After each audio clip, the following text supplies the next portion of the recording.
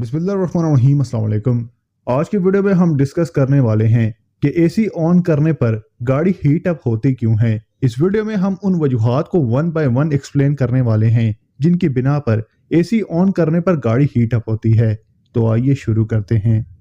तो पहले मुख्तसर ये जान लेते हैं कि एसी ऑन होने पर इंजन लोड लेता क्यों है। तो जो एसी कंप्रेसर है ये एक बेल्ट के जरिए इंजन की क्रैंक पुल्ली से जुड़ा होता है और उसके साथ घूम रहा होता है। एसी कंप्रेसर के अंदर पिस्टन्स लगे होते हैं जो कि एसी के रेफ्रिजरेंट को कंप्रेस करते हैं। एसी ऑन करने पर क्लच एंगेज हो जाता है और कंप्रेसर के अंदर इन पिस्टन्स की मूवमेंट शुरू हो जाती है। अब इन पिस्टन्स को एसी रेफ्रिजरेंट गैस को कंप्रेस करने के लिए पावर की जरूरत होती है और ये पावर एसी कंप्रेसर को इंजन की क्रैंक पुल्ली की तरफ से मिलती है और यूं इंजन पर लोड आता है एसी ऑन करने पर। अब बात करते हैं कि एसी ऑन होने पर इंजन हीट अप क्यों होता है। तो जब भी एसी ऑन होता है तो ऑटोमेटिकली इंजन के आरपीएम 150 से 200 तक बढ़ा दिए जाते हैं ताकि इंजन वाइब्रेट ना करे।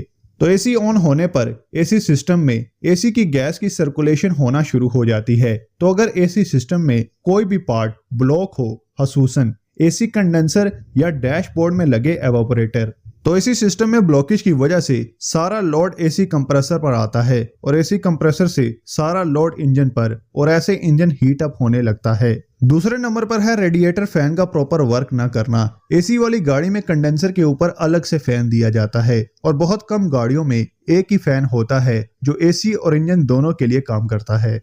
तो अगर फैन की वायरिंग या मोटर कमजोर है तब भी इंजन हीट अप का मसला आएगा लोड आने पर।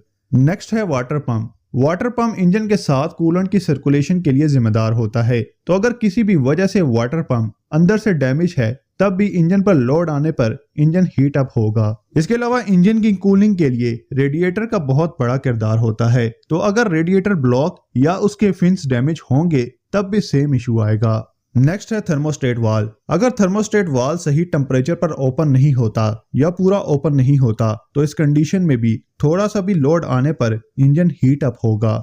और लास्ट में है defective engine coolant temperature sensor यानी ईसीटी सेंसर, जो जिम्मेदार होता है कूलिंग फैन को सही टाइम पर चलाने के लिए। तो उम्मीद है आज की वीडियो में आपको कुछ नया जानने को मिला होगा। अगर आपको इस वीडियो में कुछ नया सीखने को मिला है तो इस वीडियो को लाइक जरूर कीजिएगा। इसी तरह गाड़ी से मुताल्लिक किसी और टॉपिक पर वीडियो देखना चाहते हैं तो कमेंट करके जरूर सजेस्ट कीजिएगा। मिलते हैं एक नई वीडियो में, तब तक के लिए अल्लाह हाफिज।